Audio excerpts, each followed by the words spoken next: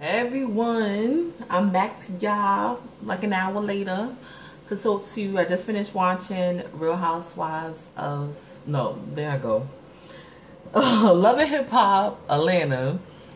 And it was hilarious. It was funny. It wasn't that juicy, but it was kind of funny. It seemed like next episode is more ratchet and more reality, so-called reality, and ridiculous nonsense between these people. They are hilarious.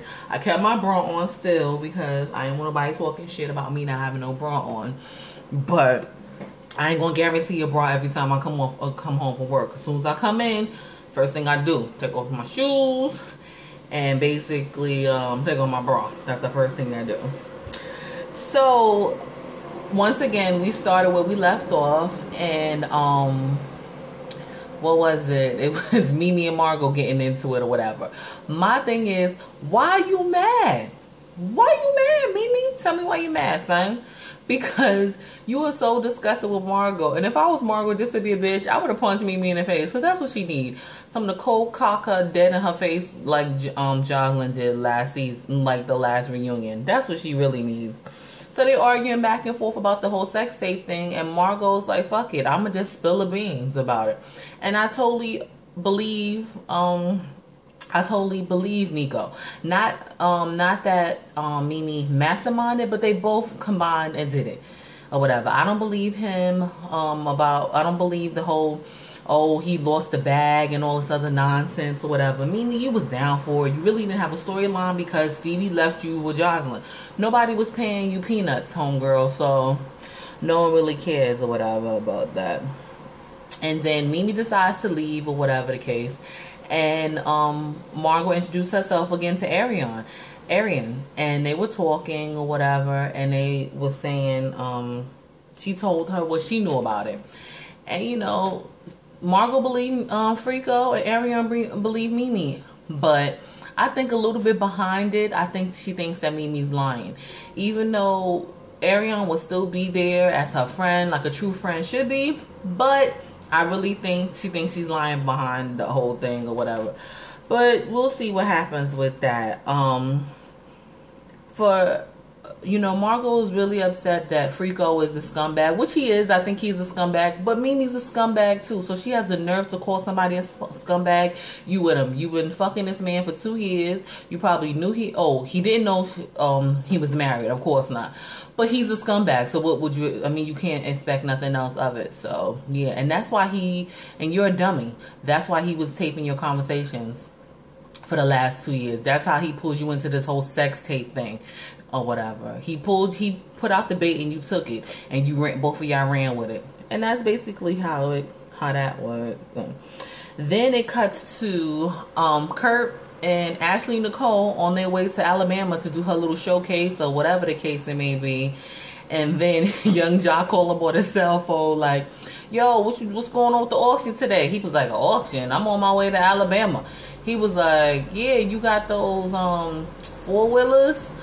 Get that Banshee or whatever. He's like, yo, it's an auction going on today. He's like, why would I be hosting an auction, doing an auction, and I'm not there? He was like, Jock on the phone like, oh shit.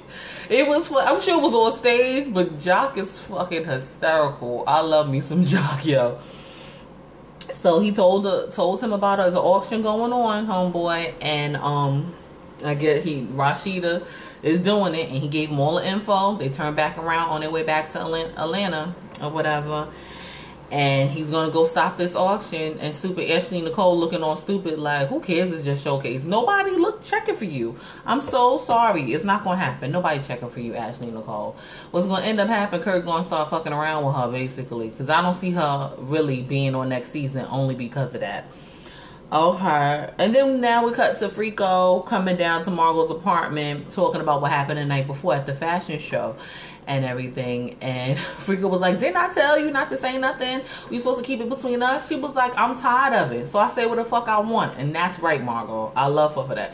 I really like Margo. She seemed like a real cool chick. I like her. I could hang out with her. I could definitely hang out with her. So, you know, then we come back to Mimi talking about, you know, with this whole thing with Freako and his wife and all allegations and all this other stuff. And she was like, I forgot what's important. That's Eva. So he took her to the Soul Circus and surprised her because Stevie came out as the, what do you call it? As the honorary ringmaster and stuff like that. Boy, little Eva looked just like Stevie. I wonder how the rest of his 20 kids or how many kids he got look, because Stevie got some strong genes. He looked just like Eva looked just like Stevie. The only thing Eva have of Mimi is probably her color, but besides that, she looked just like them eyes and nose, everything.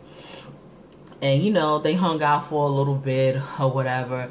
They went back home. I guess he put her to bed, put her down to sleep. And, you know, Mimi talking to Stevie and stuff. And it seemed like love is in their eyes. And I'm thinking, ew, they trying to get them back together. I wonder if Mimi will actually fuck with him. And I think so, just to piss Jocelyn off. And she probably miss him. She's still probably in love with him. And she misses him. She ain't got no man now. Freako's not in her life. So, yeah. Then we get to the auction, and young Jock ass up in there with his paddle, bidding on the shit, cause he want him that damn banshee. He was like, I think Kurt will want me here because, you know, at least he can get it back from a friend or whatever. I'm like, you ain't shit. Where you get the money from? You get it from Kadia, Jock? Like, not saying Jock ain't got no money, but I don't know, whatever. So, actually the bidding was going good. I think they made like 3 times if it was all real or whatever the case may be. Then here come Kurt and Ashley Nicole come out of nowhere, stopping the auction and everything. And nobody was here for all they arguing and stuff. People started leaving and shit, and he shut that auction down. And then Mama, I can't, what is Rashida Mama name? Came up with like, what you doing coming up with her? And then that was it. Ashley Nicole was like, don't address me and da-da-da-da and all this other stuff. And she just, yo, Kurt really need to have on a leash. And I don't understand this whole Kurt and Rashida thing, because this whole thing has to be, not the whole thing, but most of their storyline is scripted, because ain't no way in hell I want to punch that little bitch in the face. I would have cold cocked her dead in her face too, because you don't talk to me like that. Don't talk to my mother like that. I don't give a fuck how you talk to Kurt or whatever. He barely my husband, but damn sure don't talk to my mother like that. I'll kill your ass. You can probably say whatever, get a couple of things in, but don't you ever talk to my mother like that. Don't ever do it. She just wild, disrespectful, and I'm kind of tired of them, Kurt and Rashida, and they nonsense or whatever. Then Aryan comes to visit Mimi, and you know, Mimi had this plan. Well, not really. Miss Deb, Mama Deb, Walker's mom, had this plan to basically, don't give him your life story, just give him some 3 bullshit books and see if he can get money off of that. So Mimi has Eva drawn 3 children's books basically, or whatever the case. So she think that plan is all great. You see how she took Deb's plan and made it her own, which was a good idea. I don't know how that's gonna fly. I don't know what contract or what paperwork that Mimi had did, but who knows, because she a dummy, she act like she can't read. She had no problem signing her name on anything, look like to me.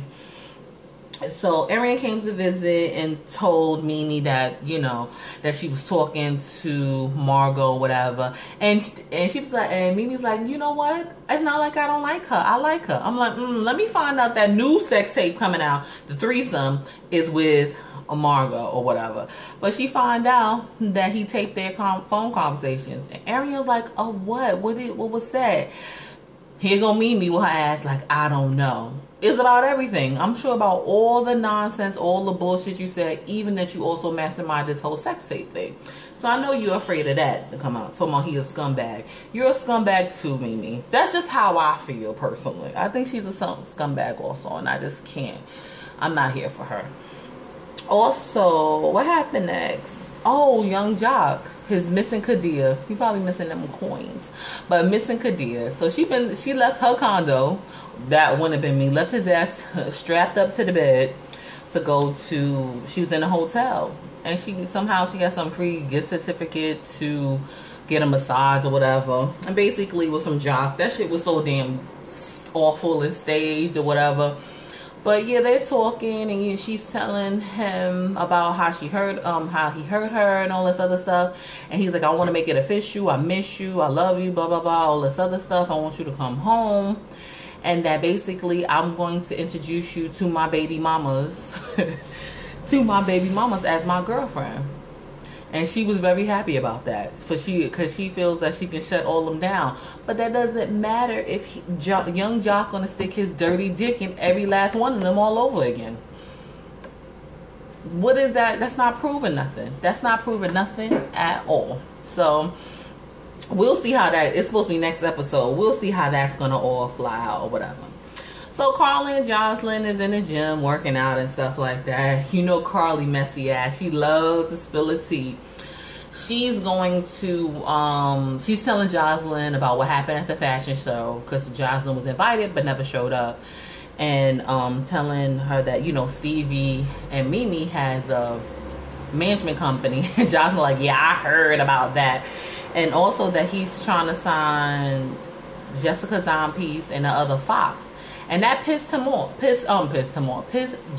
off. I couldn't say him because everyone thinks she a man, but no, that Puerto Rican princess, that's all woman right there. Crazy woman at that, but I love her.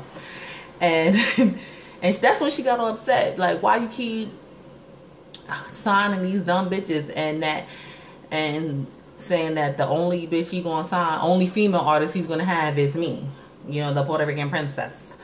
So that's what's going to happen with that whole situation. She's upset with that or whatever. And, you know, she's like, I've been holding you down, planning this wedding.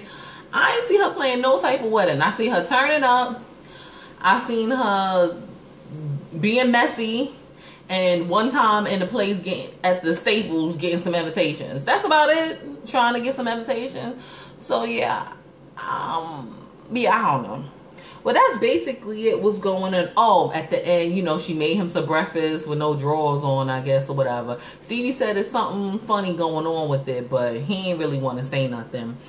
But she started spilling it all, what she heard about him signing all these bitches and all this other. And she said, fuck you. Fuck your wedding, fuck your bitches and all, and threw some orange juice in his face, and that was it. So she's sick of him.